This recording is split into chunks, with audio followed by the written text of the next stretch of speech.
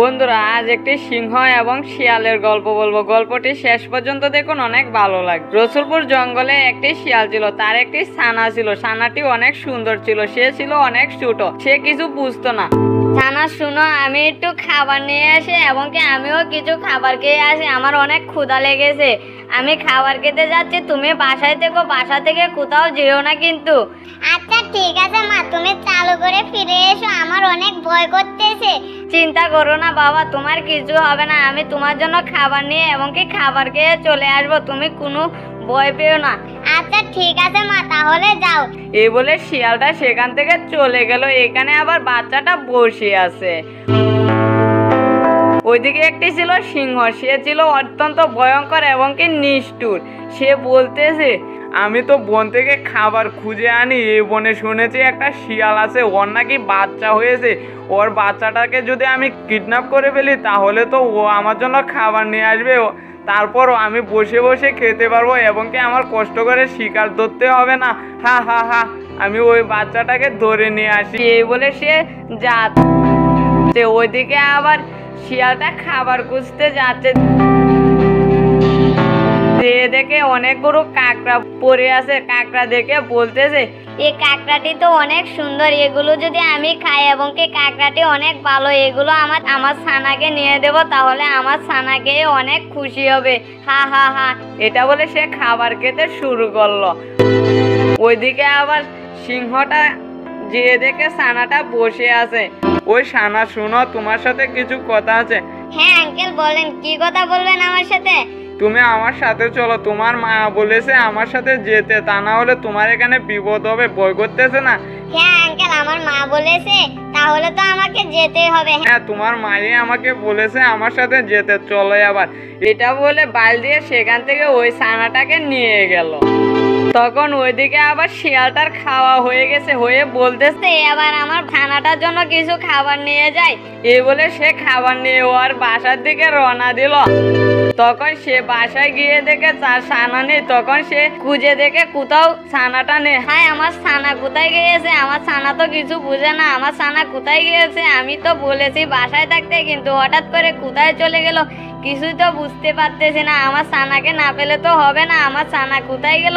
এই বলে সে খুঁজতে বের হলো, কিন্তু কোথাও খুঁজে পাচ্ছে না। ওইদিকে আবার সিংহটা একটি গুহার ভিতরে নিয়ে বন্দি করে ফেলে। আঙ্কেল, আপনি আমাকে বন্দি করে ফেলেছেন কেন? মা আসবে কখন? হ্যাঁ, তোমার মা ঠিকই আসবে, তুমি চিন্তা করো না, তোমার মা ঠিকই আসবে। আচ্ছা ঠিক আছে আঙ্কেল, তাহলে কি আমি এখানে থাকবো? হ্যাঁ, তুমি এখানে থাকো, তোমার কোনো চিন্তা নাই। এই বলে সেখানে বন্দি করে সে এখান থেকে চলে গেল। চলে গিয়ে সে বাহিরে বসে আছে। ওইদিকে আবার শিয়ালটা খুঁজে কোথাও পেল না। হ্যাঁ, আমার ছানাকে তো কোথাও পেলাম না, এখন কি যে করি কিছুই বুঝতেছি না। হ্যাঁ, আমার ছানাকে কি আমি কখনো পাবো না? এটা বলে সে বাসায় চলে গেল। চলে গিয়ে দেখে সেখানেও নাই। তখন সে কান্না করতেছে বসে। তখন ওই সিংহটা বলতেছে, হা হা হা, শিয়ালের ছানাকে যখন ধরে নিয়ে এসেছি, শিয়াল তো ঠিকই আসবে। তখন ওকে বলবো যাতে আমার জন্য খাবার নিয়ে আসে, তাহলে ওর বাচ্চাকে ছেড়ে দেব। আমি ও বাচ্চাটাকে অনেকদিন আটকিয়ে রাখবো, বড় আর আগ পর্যন্ত, যাতে ওর মা সবসময় আমার জন্য খাবার নিয়ে আসে। হা হা হা। এটা বলে সেও বসে আছে। ওইদিকে আবার শিয়ালটা মন খারাপ হয়ে বলতেছে, না, আজ একটু খুঁজে আসি, দেখি আমার ছানাটা কোথায় গিয়েছে। বলে সেও খুঁজতে বের হলো। ওইদিকে একটি পায়রা ছিল, পায়রাটা অত্যন্ত ভদ্র ছিল। সিংহ বলতেছে, ওই পায়রা, শুনো, তুমি গিয়ে শিয়ালকে বলো আমার কাছে দেখা করতে। আচ্ছা ঠিক আছে মহারাজ, তাহলে আমি গিয়ে বলি। এই বলে সে এখান থেকে উড়ে ওই শিয়ালের কাছে যাচ্ছে। শিয়ালের কাছে গিয়ে বলতেছে, শিয়াল মশাই, আপনার সাথে কিছু কথা আছে। কথাটা হলো, আপনাকে আমার সিংহ মহারাজ বলেছে যেতে, আপনি কি যাবেন? হ্যাঁ, সিংহ মহারাজ বলেছে যখন তখন তো যেতেই হবে, কিন্তু আমার ছানাকে তো কোথাও খুঁজে পাচ্ছি না। দেখি সিংহ মহারাজ আমার জন্য কিছু করে নাকি, চলো তাহলে। এই বলে সে ওই সিংহ মহারাজের কাছে যেতেছে।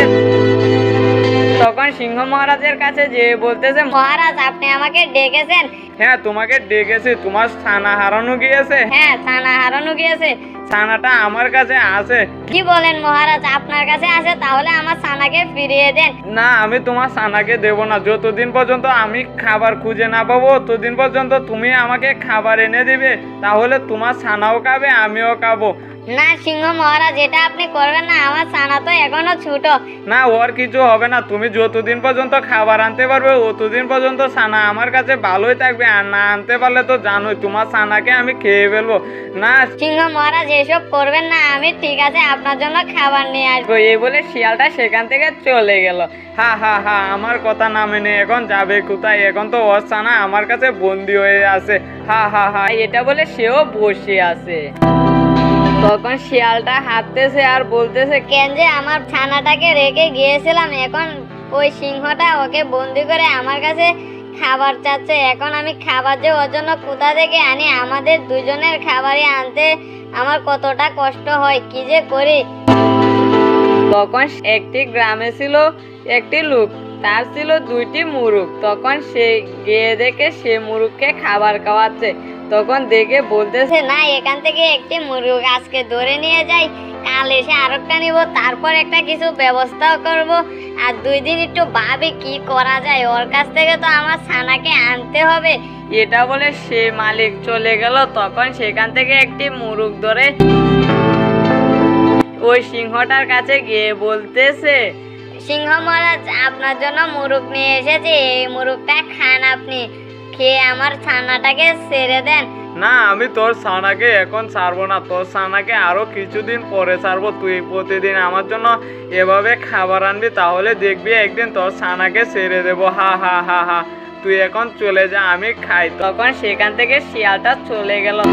সে মুরগটা খাচ্ছে, খেয়ে বলতেছে, হা হা হা, আর যদি ওর ছানাটাকে বন্দি না করতাম তাহলে এভাবে মজার মজার বসে খাবার খেতে পারতাম। হা হা হা, এটা বলে সে বসে আছে।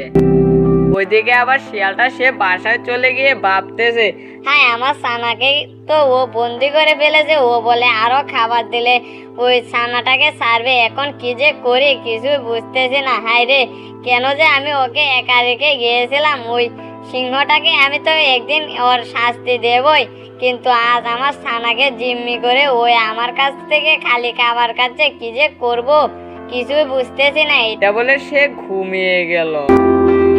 পরের দিন সকালে উঠে ওই সিংহ বলতেছে, হ্যাঁ এখনো যে ওই শিয়ালটা আসলো না, আমার তো ক্ষুধা লেগেছে, এখন আমি খাবার খেতে মন চাইছে, এখন যদি না আসে তাহলে আমি খাবো কিভাবে? তখন এটা বলে সে বসে আছে। ওইদিকে আবার শিয়ালটা ঘুম থেকে উঠে বলতেছে, না আমি ওই সিংহর জন্য খাবার নিয়ে যাই, তা না হলে তো আমার ছানাটাও খাবার খেতে পারবে না। যাই ওর জন্য খাবার নিয়ে যাই। এটা বলে সে খাবার খুঁজতে বের হলো। ওইদিকে ছানাটা বলতেছে, হ্যাঁ আমাকে কখন ছাড়বে? আমার একা একা ভালো লাগতেছে না, আমার মা আমাকে কখন এসে নেবে? হা হা। এটা বলে সে কান্না করতেছে। তখন শিয়ালটা একটি বাঘ দেখতে পেল, দেখে বলতেছে, বাঘ আপনার সাথে কিছু কথা, আমার কথাটা শুনবেন, আমি অনেক বিপদে পড়েছি। কি হয়েছে তোর? তোর কি এমন বিপদ হয়েছে আমাকে বল, দেখে আমি সাহায্য করতে পারি কিনা। ওই বনের একটি সিংহ এসে আমার ছানাটাকে জিম্মি করে আমার এখান থেকে প্রতিদিন খাবার খায়। আপনি একটা কিছু করেন, তা না হলে তো আমি প্রতিদিন খাবার এনে কোথা থেকে দেব? কি বলিস, এই কথা নাকি? ওই সিংহটাকে তো আজ আমি মেরে ফেলবো, তুই আমার সাথে চল, তোর ছানাকে আমি ফিরিয়ে নিয়ে আসতেছি। তখন তারা ওই সিংহর কাছে বাঘকে নিয়ে যাচ্ছে। বন্ধুরা তারপর কি হয়েছিল ওইটা দেখতে হলে কমেন্টে পার্ট 2 লিখে যাবেন, আর আমার চ্যানেলে নতুন হয়ে থাকলে চ্যানেলটিকে সাবস্ক্রাইব করে দিন।